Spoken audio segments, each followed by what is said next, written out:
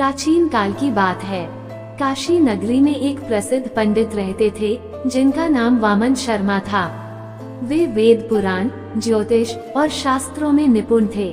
उनकी विद्वता दूर दूर तक प्रसिद्ध थी।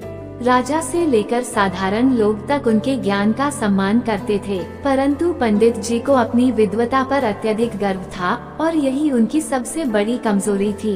एक दिन काशी के राजा ने पंडित वामन शर्मा को अपने दरबार में बुलाया। राजा ने कहा, पंडित जी, आपकी विद्वता के चर्चे दूर दूर तक फैले हुए हैं। मैं चाहता हूँ कि आप मेरे दरबार में रहकर हमें धर्म और नीति का ज्ञान कराएं। पंडित जी को राजा का प्रस्ताव बहुत प्रिय लगा। वे दरबार में रहने लगे और धर्म, न्याय तथा नीति पर अपने विचार देने लगे, परंतु उनके अभिमान और अहंकार के कारण दरबार के अन्य पंडित उनसे अप्रसन्न रहने लगे। एक दिन राजा के दरबार में दक्षिण भारत से एक और विद्वान पधारे। उनका नाम था चतुरानंद पंडित। वे भी अत्यंत विद्वान और ज्ञान के भंडार थे, परंतु उनमें विनम्रता थी। राजा ने सोचा कि यदि इन दोनों विद्वानों के बीच शास्त्रार्थ करवाया जाए तो ये बड़ा ही रोचक होगा। राजा ने घोषणा की, कल दरबार में एक शास्त्रार्थ होगा। इसमें पंडित वामन शर्मा और पंडित चतुरानंद भाग लेंगे। जो भी विजयी होगा उसे राजगुरु की उपाधि दी जाएगी। पंडित वामन शर्मा अपने अहंकार में इतने डूबे थे कि उन्होंने अधिक तैयारी नहीं की। उन्हें विश्वास था कि वे सहज ही जीत जाएंगे। दूसरी ओर चतुरानंद पंडित अपनी बुद्धिमत्ता से रणनीति बना रहे थे। वे जानते थे कि केवल ग्रंथों की विद्वता पर्याप्त नहीं होती, बल्कि उसे सही प्रकार से प्रस्तुत करना भी आवश्यक होता है। अगले दिन राजदरबार में भव्य शास्त्रार्थ का आयोजन हुआ। नगर के सभी विद्वान, मंत्री और गणमान्य व्यक्ति उपस्थित थे। राजा स्वयं मुख्य निर्णायक बने।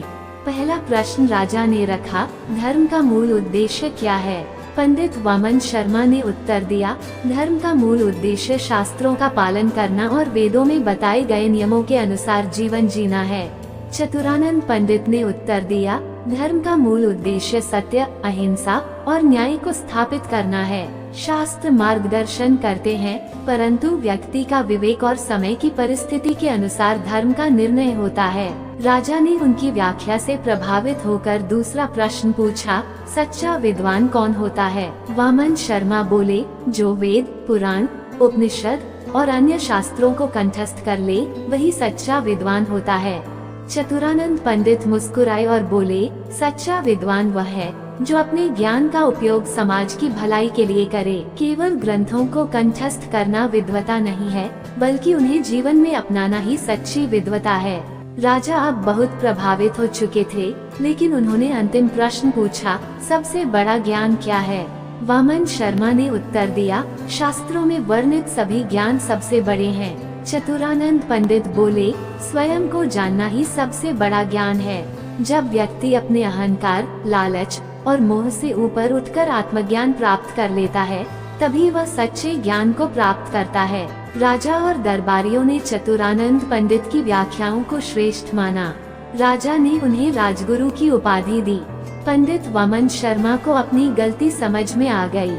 उन्होंने अपना अहंकार त्याग कर चतुरानंद पंडित से क्षमा मांगी और उनसे विनम्रता और सच्ची विद्वता का पाठ सीखा। इस प्रकार ये कथा हमें सिखाती है कि केवल ज्ञान प्राप्त करना ही पर्याप्त नहीं, बल्कि विनम्रता और सही उद्देश्य से उसका उपयोग करना ही सच्ची विद्वता है। तो दोस्तों, आज का ये धार्मिक कहानी कैसी लगी नीचे कमेंट में हमें जरूर बताएं।